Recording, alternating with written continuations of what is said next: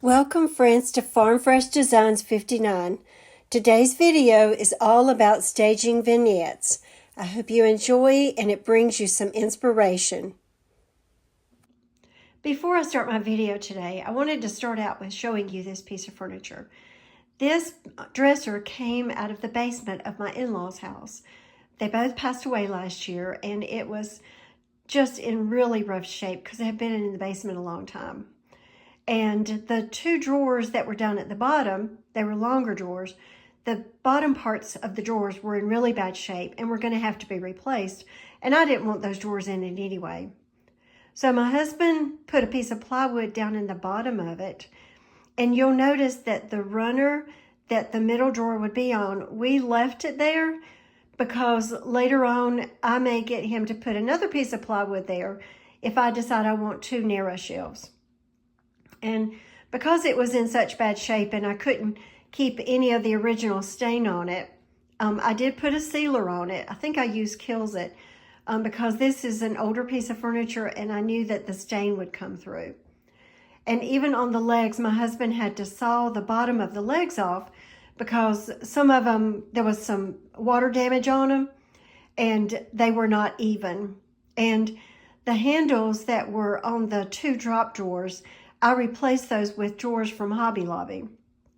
And the middle section, let me just show you this. It's really cool. This right here, the little key part that went with the dresser, it was still there, but we didn't have the keys anymore. And so all I did was I took an IOD mold. It's from the lock and key mold, and I just made my own, and I just painted it and antiqued it so that it would mimic that. So that's what the dresser looks like to start out with. So let's get started on the different vignettes. On this first vignette, I actually took a old window and the panes of the window are gone.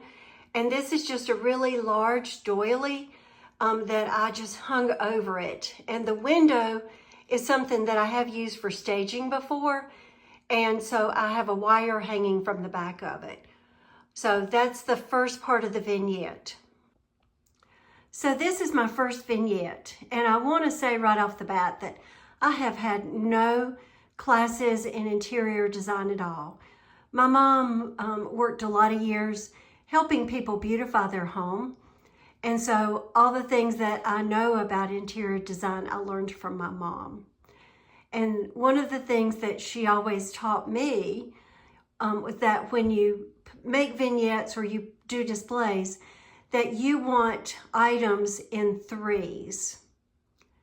Now, this is a very simple vignette, but let's look at what all is in it. The reason that I have this stacked sewing machine cabinet is I really like it a lot and it goes along with the neutral tones. It's something that my son bought me one year at Metrolina Antique Mall. It was when they had their spring extravaganza. And I just love it a lot because he knows that I like old sewing machine boxes because I sew. And then the basket at the back is a basket that I actually wove myself. Years ago, I used to take basket weaving classes and I really liked it. And the reason the sunflowers are in it is because, you know, right now, sunflowers are one of those things that we see more often in decor because it's summertime. And the little brown shoes were actually my dad's little baby shoes when he was little. So when you look at it, the sewing cabinet, the basket, and the shoes are that set of three. Now the second part of the dresser is my other set of threes. I have the ironstone pitcher that my son got me for Christmas because he knows that I like antique ironstone. And then the little sugar and creamer are ironstone, but they're not like really old. And those are things that I thrifted. And they're just sitting on a little stool that I bought at Hobby Lobby on sale. And it has that farmhouse style. And then the little mug is really cute. I'll put a picture up in just a little bit of what it looks like up close. But I went to a pottery show with my sister-in-law, and she's an expert in purchasing pottery. And I just had to have this mug because it is so, so cute. And I don't even use it because it's just too pretty. It sits in my china cabinet. And then this wood duck decoy, I would like to say that I've had it for a long time, but I haven't. I thrifted it. But what I do love about it is back in the 70s, when my husband and I first got married, I made everybody's Christmas present that year, except for my husband's. And one of the things that was popular back in the late 70s was toll painting. So I would buy wooden duck decoys and paint them to actually look like a duck, the mallard ducks. And so when I saw that one in the thrift shop, I knew that I just had to have it. So let's talk about this vignette. It's not super complicated. It's done with some of those rules that go along with decorating.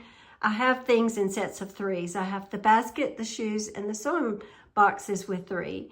And then over to the right, I have the pitcher and sugar and creamer, which is a set of 3. And then the other set of 3 is the stool, the duck, and the mug. Now, yes, there's lots of things that you could still add to this, but for this first video, I wanted to show you just the basic, simple premise of styling a vignette. So whether it's in your home or if you are a reseller and you have a vendor booth, it could be something that you could style in a vendor booth. But not only is it a pretty vignette, but it involves things that I love. And ultimately, when you decorate your home, you don't have to follow any rules at all. Just put out what you love. And then that way, when you look at those things, it will bring back special memories and bring a smile to your face. And that's what decorating is ultimately all about, is making your home something that you love, and that when you look at all of these things, it just brings a smile to your face.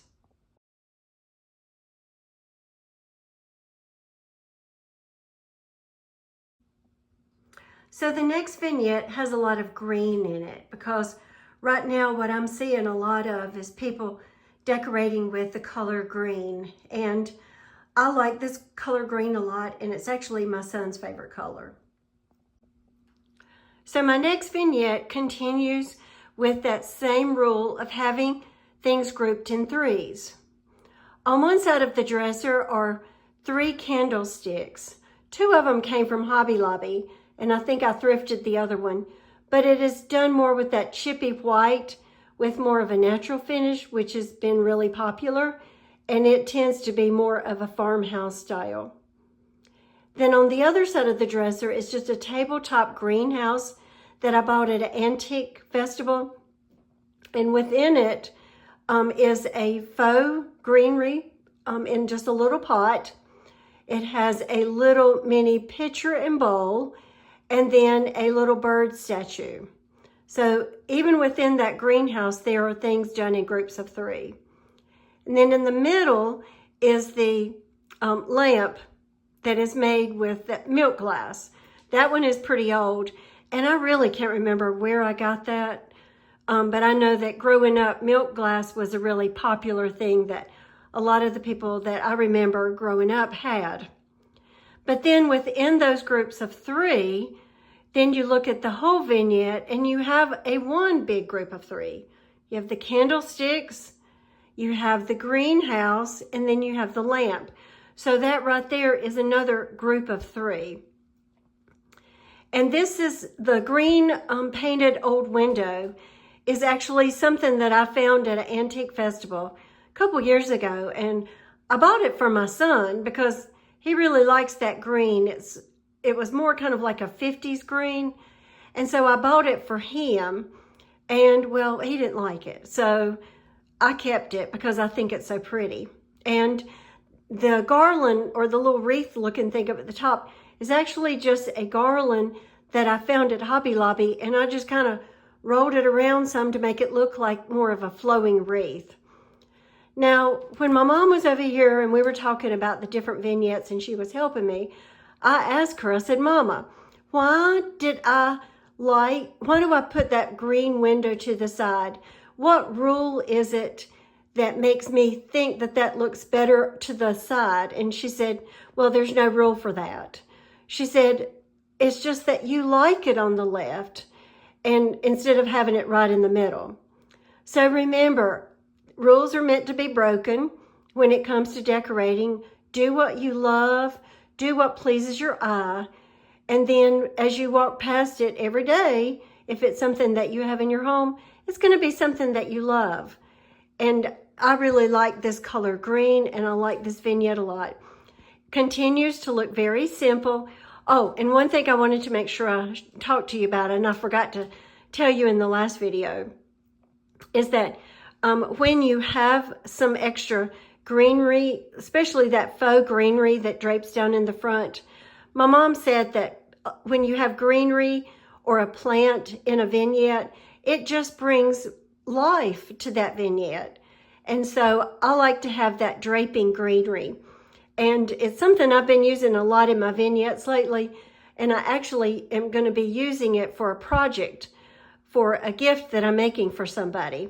And so when Hobby Lobby puts it on sale the next time, I think I'm just going to have to go buy my own and keep some on hand, because this will be going into a gift that I will show you after the gift is given. But it's a really neat project. So this is my second vignette. Well, friends, this is my last vignette, but it's probably the one that means the most to me. One of the things that I remember my mom telling me that I actually forgot to tell you in the first video is that you'll notice when you look at the different vignettes that the tallest things tend to be on the left, and then the items gradually kind of drop down lower on the right. Well, the reasoning behind that is in the United States, we read from left to right. So it's just sort of natural for our eyes to go in that direction. So the tallest things on the left to the smallest things on the right.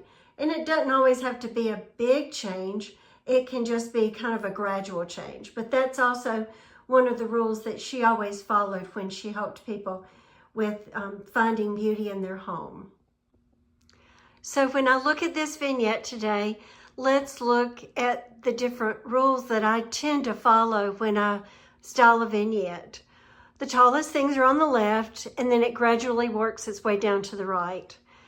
Most of the items are done in threes.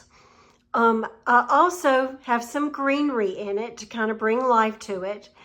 And another thing that I like to put in a vignette is something with fabric, because fabric, whether it comes in a tablecloth or a doily or in this apron, fabric just brings a softness to your vignette that you might otherwise not have. So in this vignette, let's look at the things that are put together in threes. I have the apron and the oil lamp and the cracker box.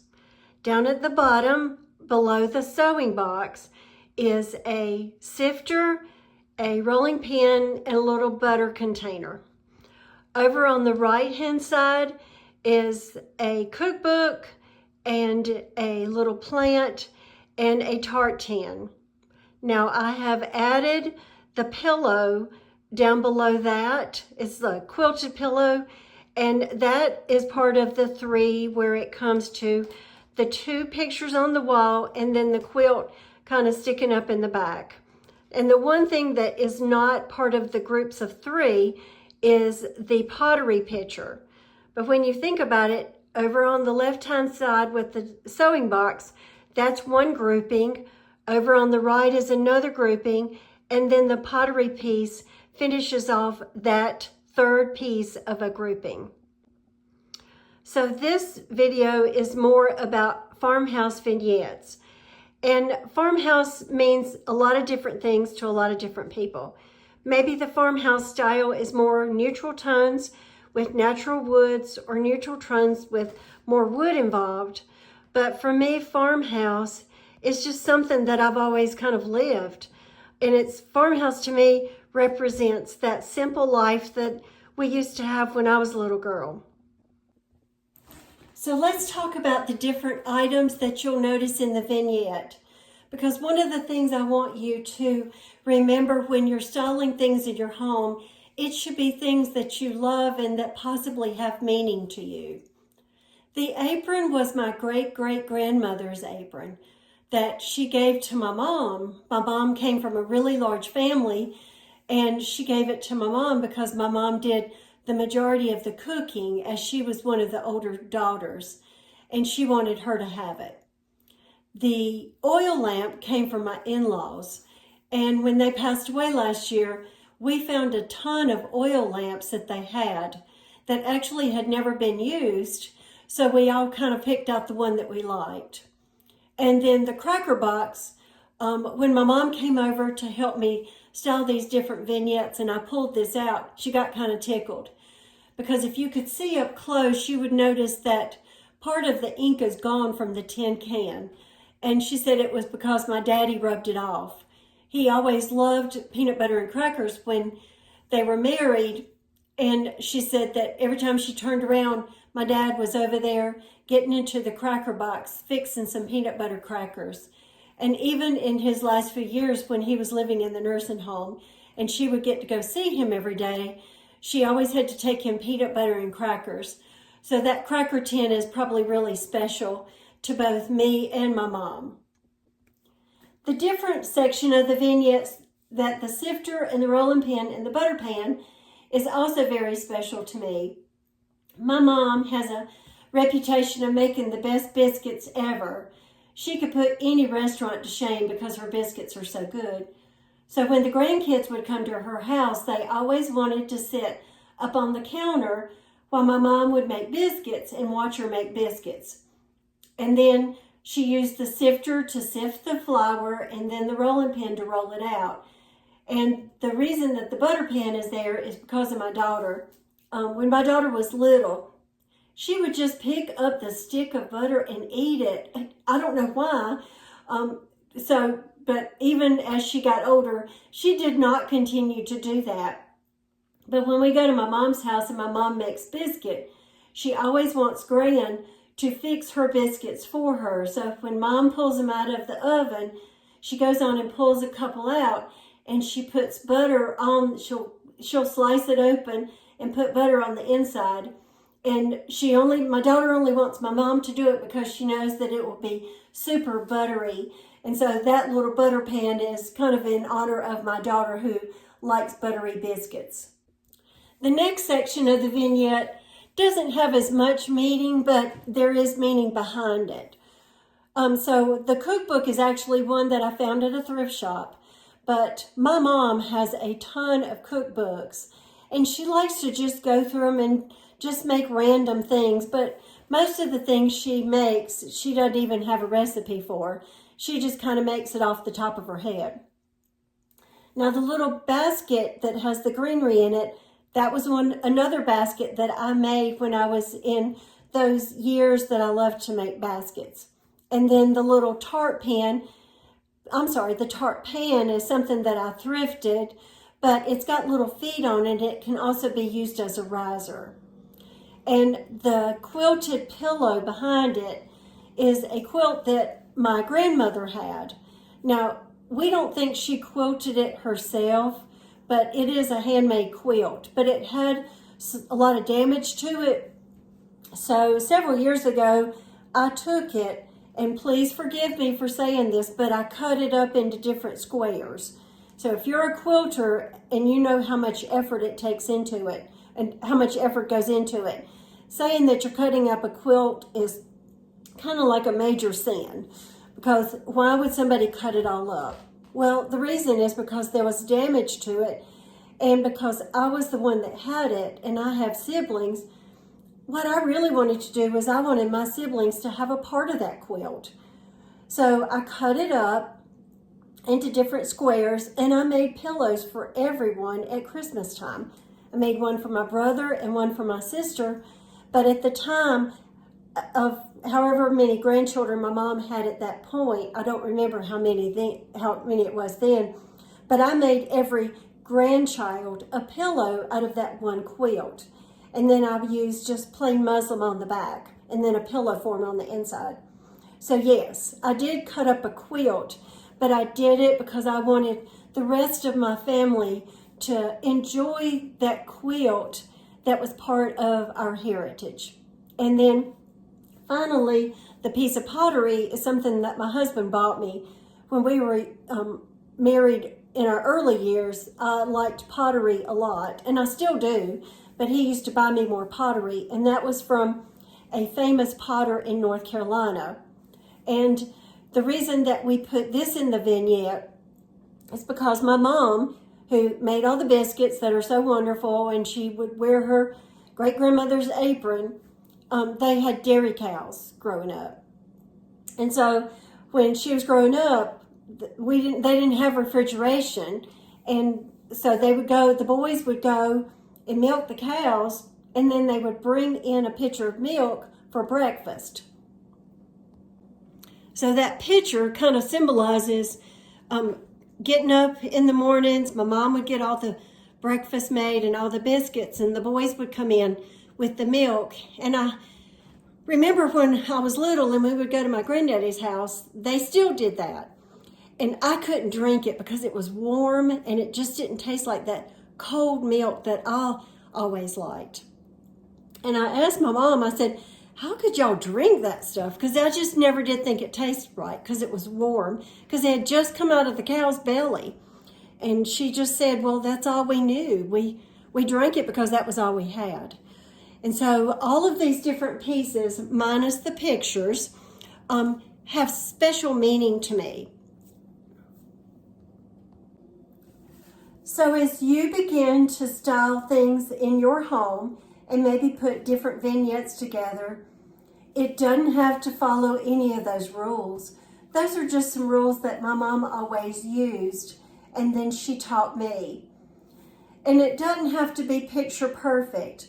You might see a picture in a magazine and remember that behind that picture is a lot of stuff laying on the floor that they thought that they wanted to put in it, and they decided not to. And a lot of times when I think about people that post different pictures, I know what my kitchen looks like right now. It has all the decor that I've used in the other two vignettes laying on the floor. And unfortunately, I've got to get up and I've got to go put it all away and not leave everything sitting out. So your vignette doesn't have to be picture perfect. Put on things that you love, that mean a lot to you. Not everything that you put in a vignette will have a special meaning. Some of these pieces in here, yes, I picked them up at thrift shops, but when I saw them in thrift shops, it was because it was something that I liked and maybe I just didn't have the original. Like, for instance, that big blue sewing box. I found it at an antique festival, but I was a huge seamstress and I still like to sew a lot. And so a sewing box to me was very useful growing up. So I hope that you've learned something new today. Even if it's just one little thing that you've learned, I appreciate you watching all the way to the end. And I wish that we could share pictures with each other on YouTube in the comments so you could tell me about your favorite vignette. So here's my questions to you today. Which vignette was your favorite and why was it favorite? Was there a vignette that you were like, Myra, I didn't like that? And that's okay, because honest comments help me to grow as a creator. And so it's okay if maybe one of the vignettes or maybe all the vignettes did not appeal to you. But all of these vignettes are more in a farmhouse style. And I will do some more videos like this if I have a big response. And I might do one in shabby chic, and I've thought about some different ones. So let me know what you think, and tell me what was something that you have in your home that you keep out because it has a special memory to you. Maybe you are somebody that puts a lot of pictures out in your home.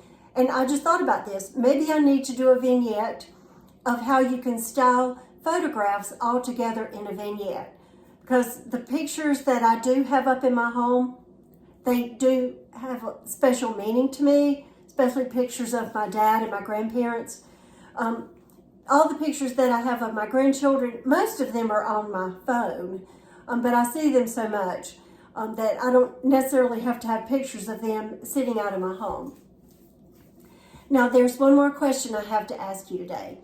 I know that a lot of the video creators, they do thrift hauls. Maybe they go thrifting and they come back to their home and they show you all the things that they got. Is that something that you're interested in?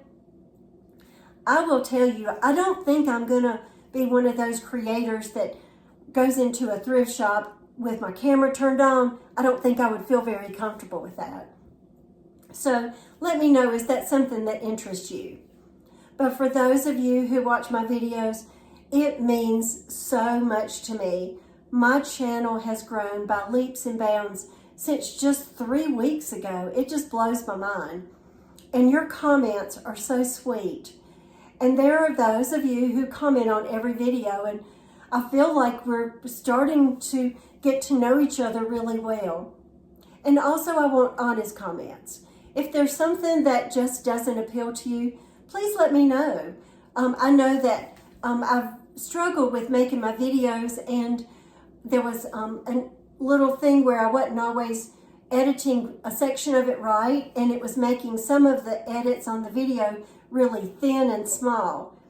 And I really didn't think about that. And so when I had someone that said, could you fix that? Well, I instantly called Lisa from Our Shabby Cottage, and I said, Lisa, how do I fix this? And she told me. So I'm really excited because on those past videos that I've made, I do see little snippets where it's a really narrow picture and maybe it's black on either side.